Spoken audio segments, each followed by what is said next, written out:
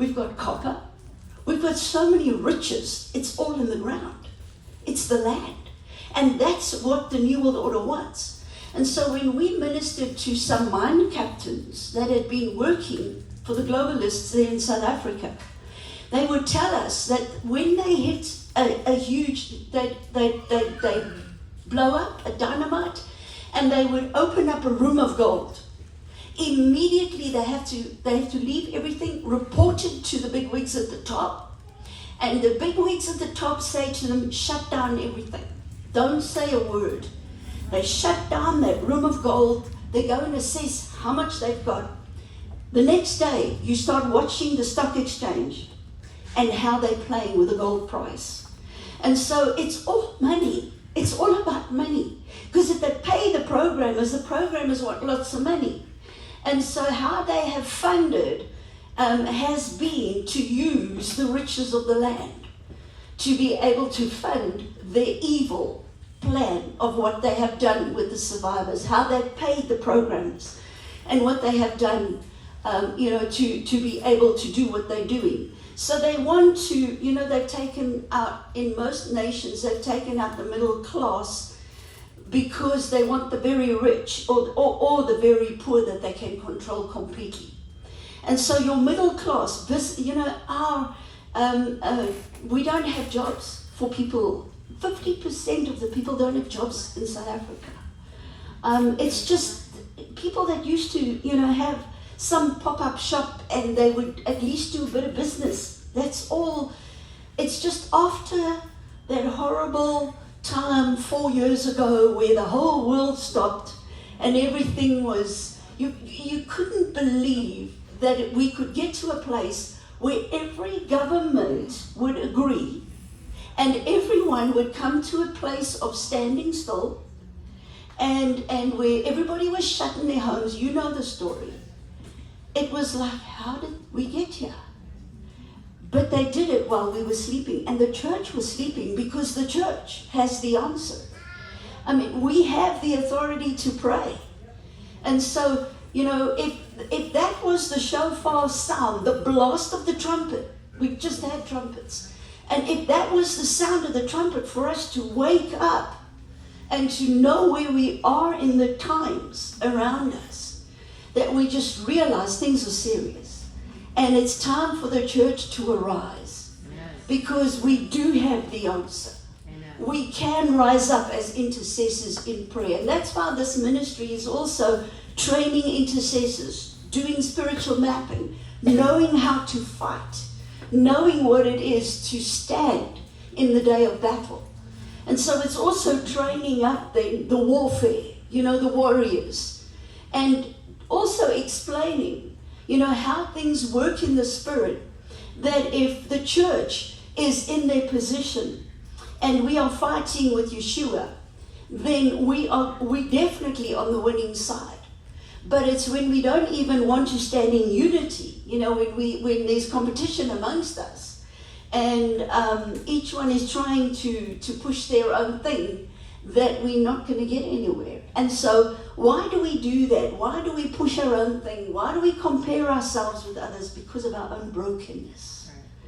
And so it's time for us to deal with our own open doors and say, Father, we can't be in unity if there's this stuff still in our lives. And so I've received email upon email there in South Africa, and everyone starts with, help me, please. Help me, help me. Where do I start? Where do I begin? And that's what I want to open up this afternoon, is where do we begin? Mm-hmm. And how do we get the doors shut? And so I'll explain as we get to the end of my session, just on what is the journey for us up ahead, to get our own doors closed so that the enemy has no right to hold us back. Okay, and so let's see, what is Satan's agenda these days? We'll see just how foundational Nimrod and the Babylonian system is to the kingdom of darkness. Now we know the Bible says that there'll be 2 cities that will be rebuilt in the last days. Only 2. And it's not London, it's not New York, it's not Cape Town, it's not Rome.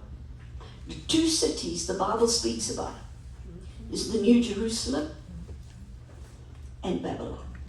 That's it. Those are the two cities that are going to be rebuilt. But then God gives a promise and he says Babylon will fall. There's no maybe, there's no doubt. It's a fact. Babylon will fall. And so we have that promise. And we need to know, who's this Nimrod?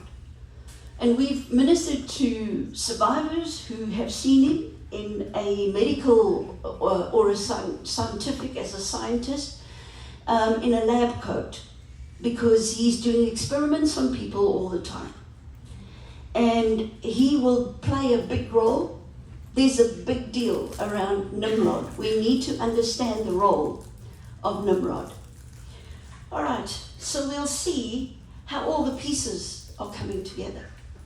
How is this Babylon? And you don't look for a physical Babylon. People would say, America is Babylon. No, it can't be. There is a spiritual Babylon that you need to look out for, not the physical Babylon.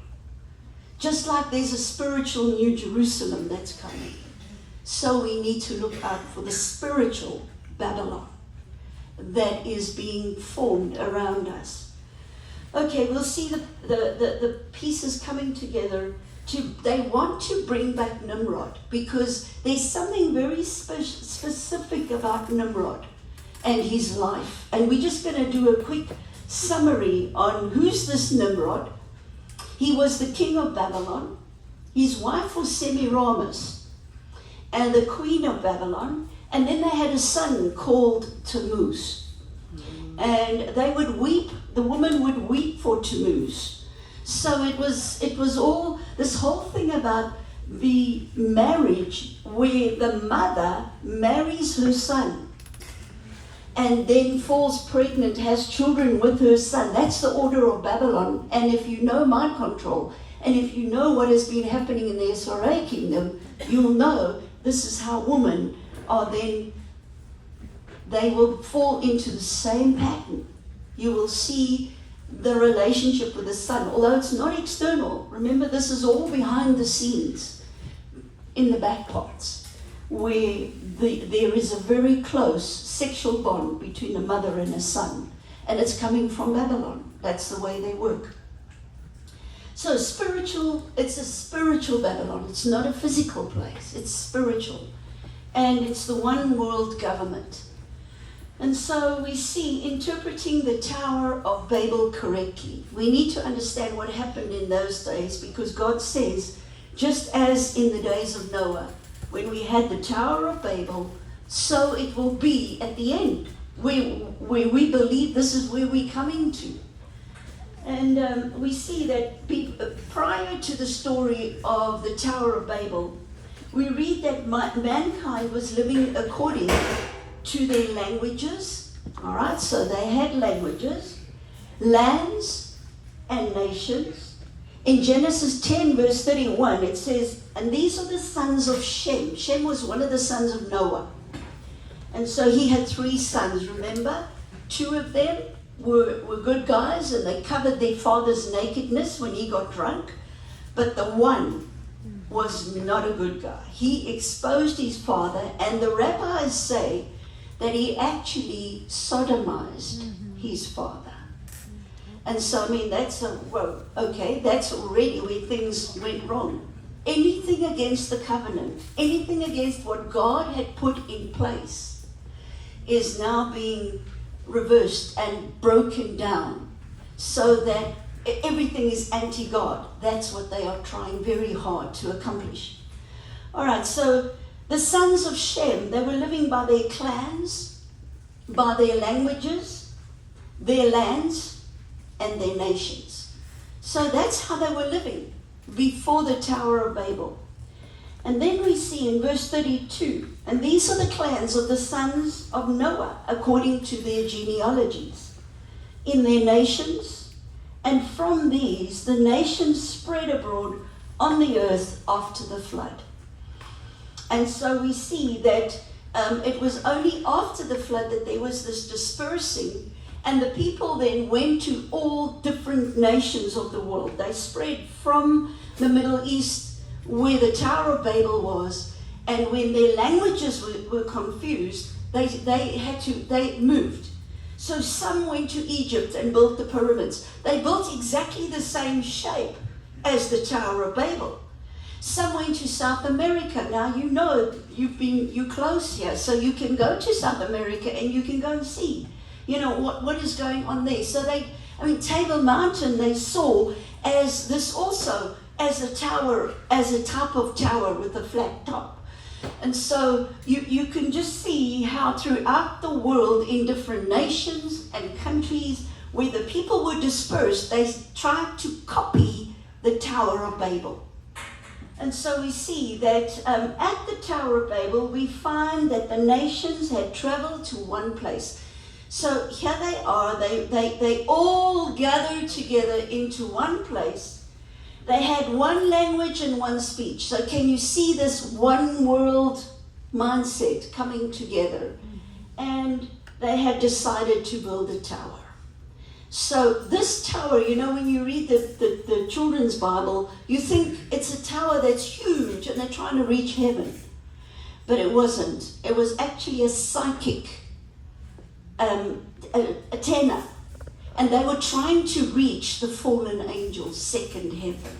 That's really what the Tower of Babel was all about. They wanted communication with the fallen ones because they knew that the fallen ones had secrets that they wanted to get hold of.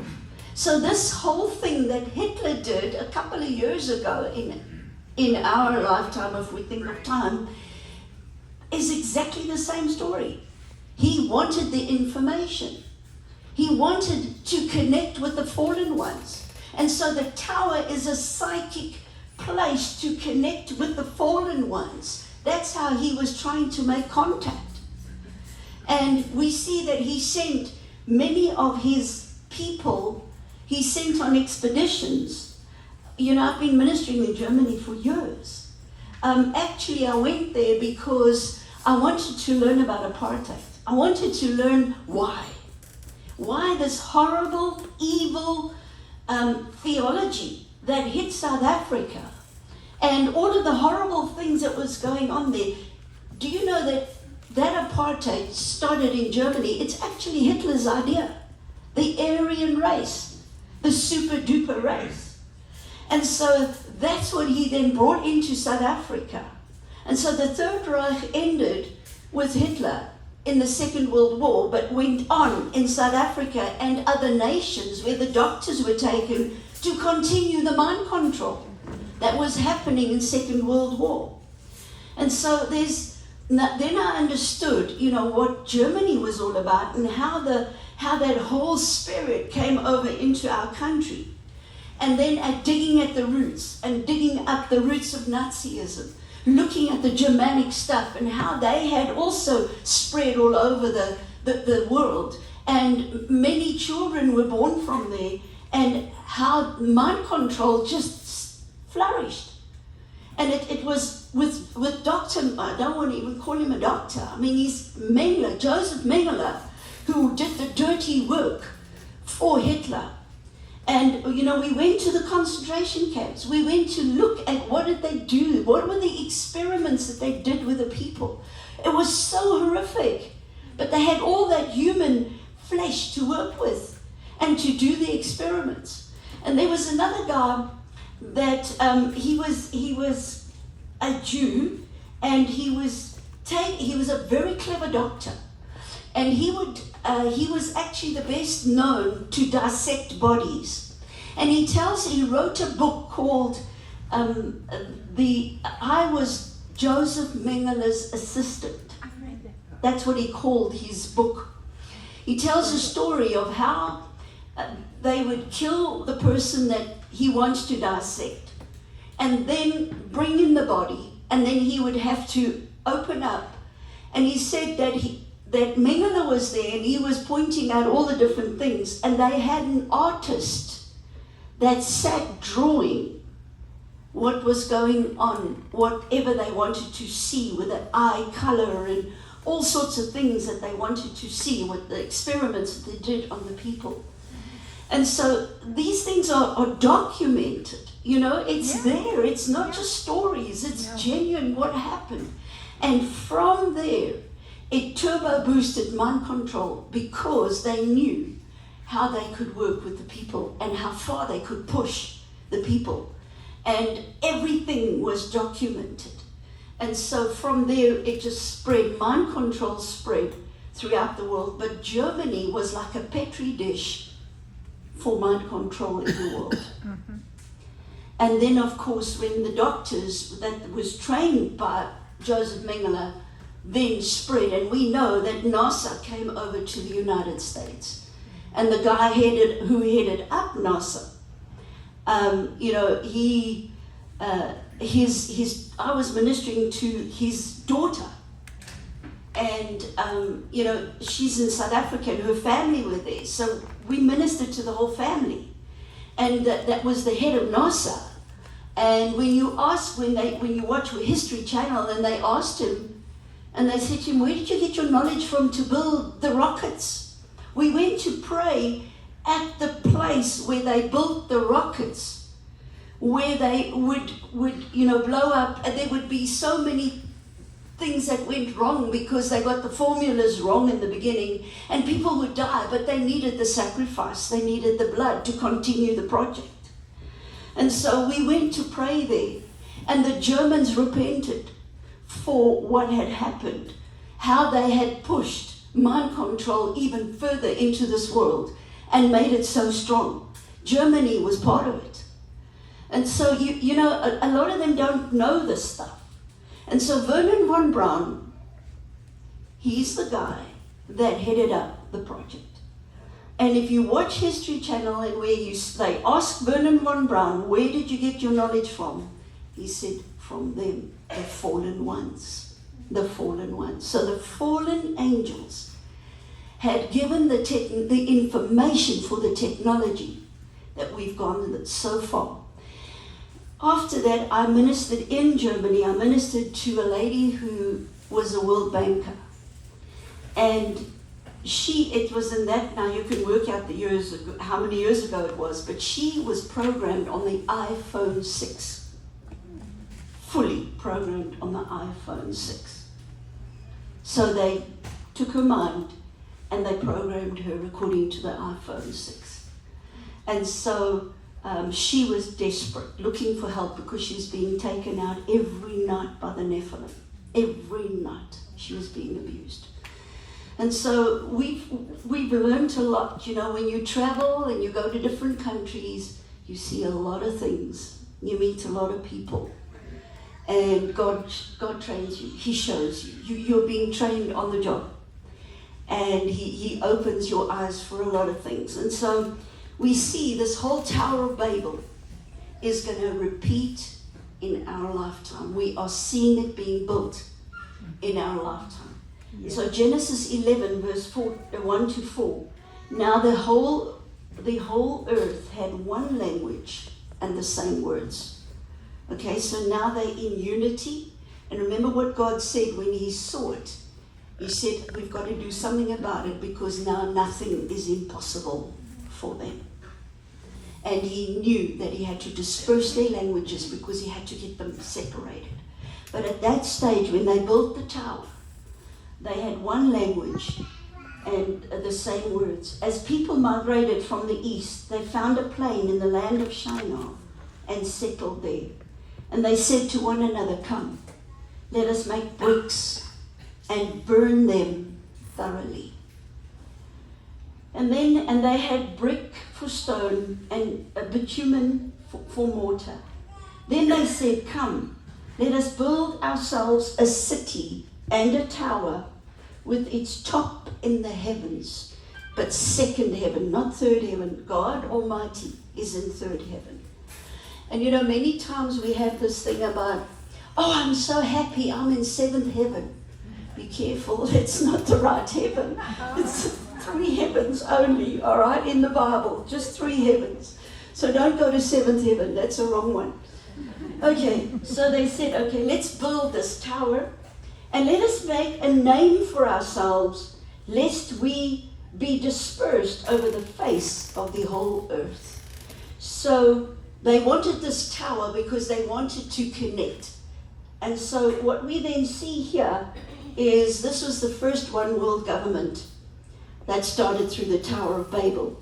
And that's why Yeshua says to us, if you want to know if you're in the end times, then have a look at Genesis 6 and know it will come again. And we are in the time of exactly what is happening now.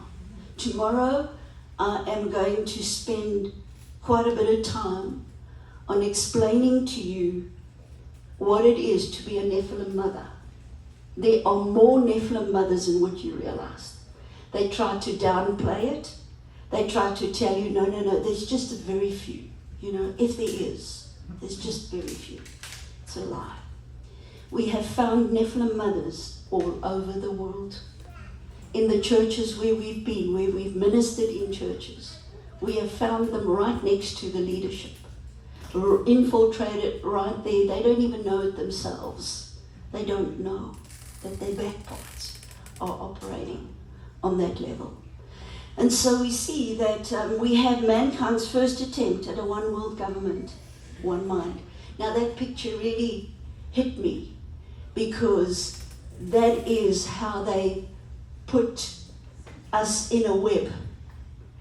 And they all want us to have one mind. And we must be dumbed down. Hitler gave his people, the masses, he fed them fluoride.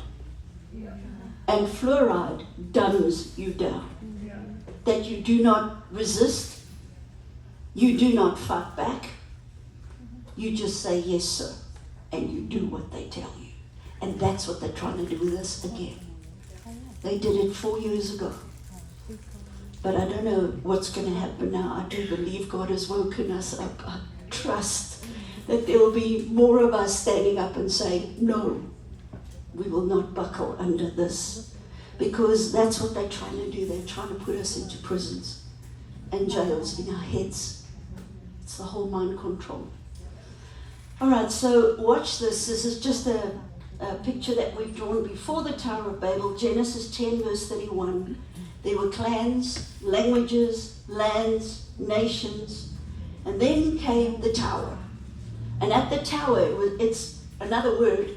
Rowley gave this word, I thought it was sharp. 5G. This is now 5G. I mean, we can make it 10G. But it was strong. It was strong and it could connect with the fallen ones, which they wanted the information because they needed the knowledge of the fallen ones so that they could be the forerunners in technology in the world. And so we have the tower, and there they are, one nation, one language, one world government. But then we know after the Tower of Babel, Genesis 11 verse 7 and 8, God disperses the people, each to their own land and own language. And so they had to stop. That's why the tower is half built. If you go to Belgium today, we've done a lot of work in Europe. If you go to Belgium today, you will see there is what they call the Big Brother computer. You will see the building is also half finished. Same story, because they're telling the story of Babylon. The tower wasn't completed. It's still half finished. But they're planning to finish it. That's how they're planning to end our time. As we're saying, it's countdown time. And they are planning to bring an end. And they're planning to bring Nimrod back. That's the whole deal. And so the second thing that we see that happened around the tower were these fallen ones, the fallen angels, the watchers. Now, they are the angels that were kicked out when Lucifer, Satan, was found in rebellion and he was kicked out. He took a third of the angels with him. So those are the fallen ones. They are principalities. They don't need a human body to show themselves because they can shapeshift into whatever. They have free reign. They don't need a human body. A demon does. A demon is a disembodied spirit. So there's a big difference between a fallen angel, a Nephilim, and a demon.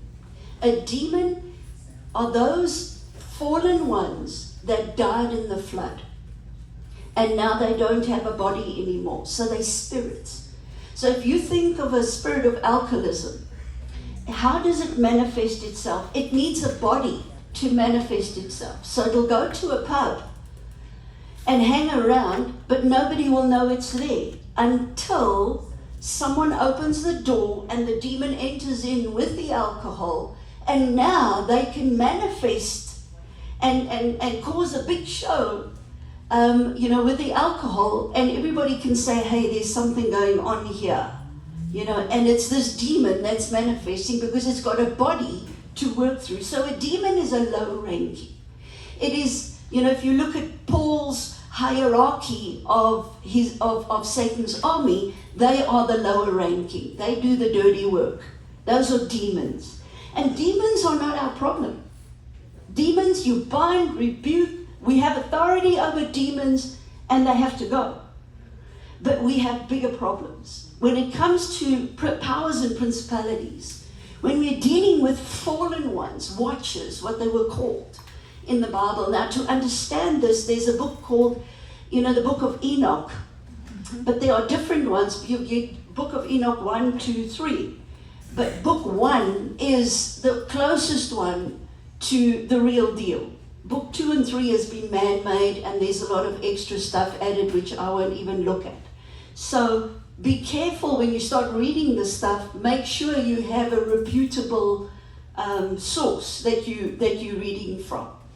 And so we see that these fallen angels were into trading. Satan, I did a whole teaching on trading, and I don't have time for that, but it's online, it's on YouTube, and you can watch it. And how Satan was caught with his trading, and how God explains Satan has been trading with souls all these years. So how does he take an SRA and he starts to work with them? There's trading, there's a sell, there's money being traded.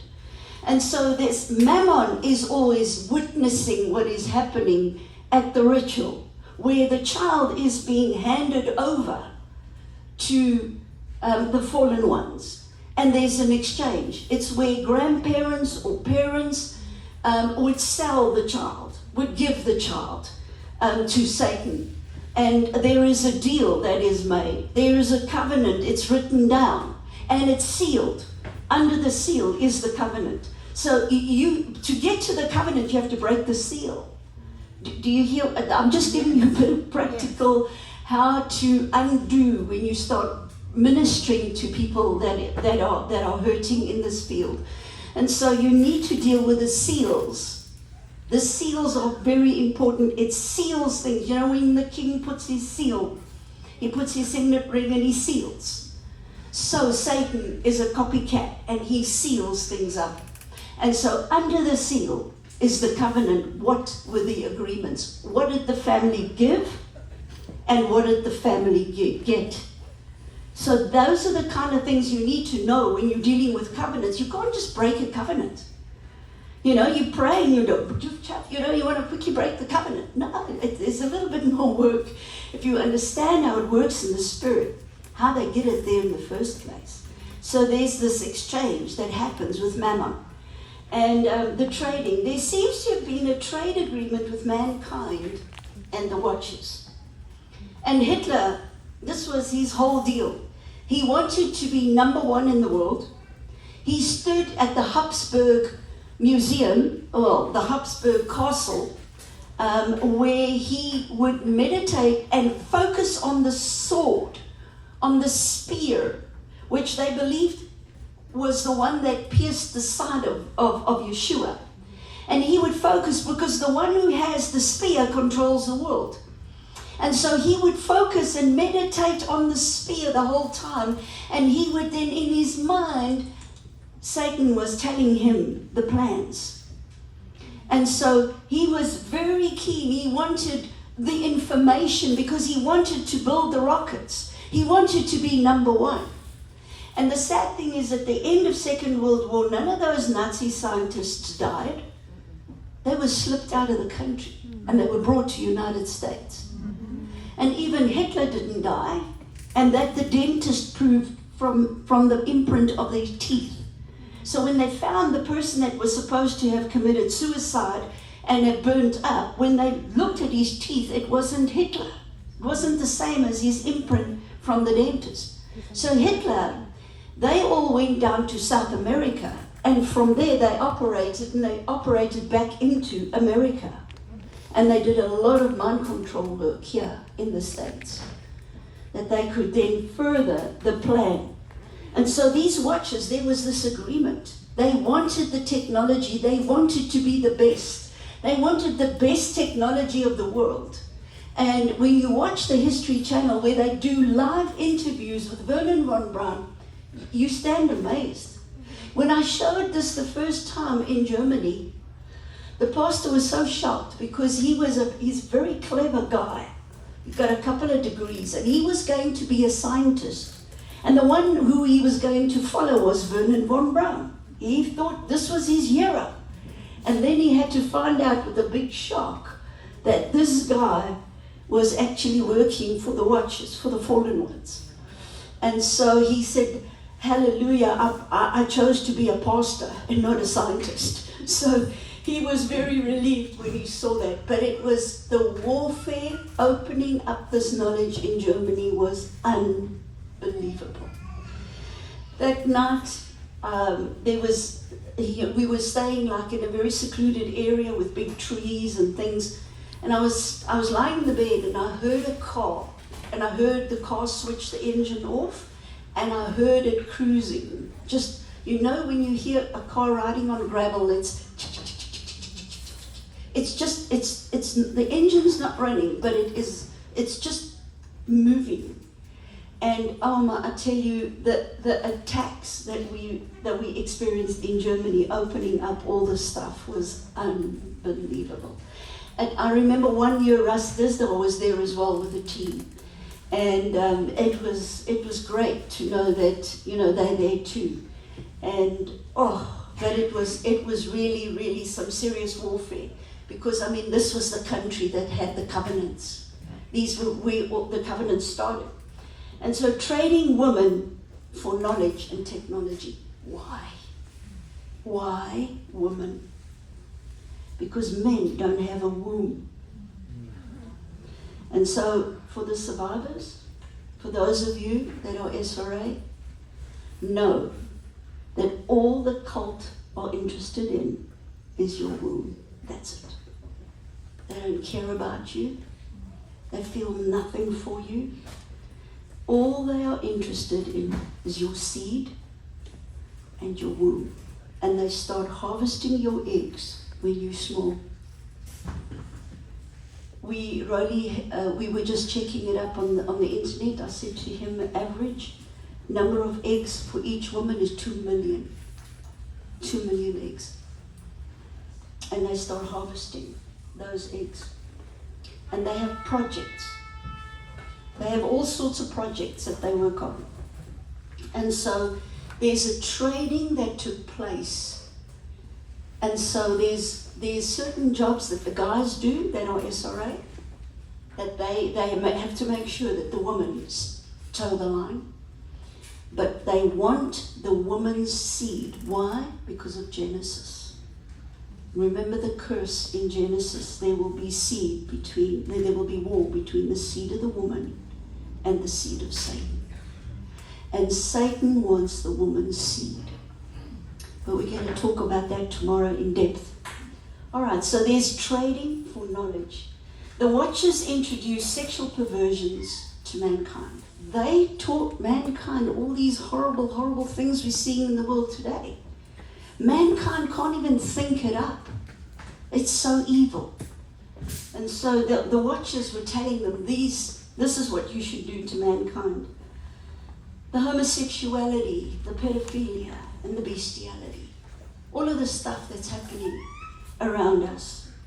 The book of Enoch 1 tells us that there was a weaving of the sexual practices of the Watchers and Nephilim, with the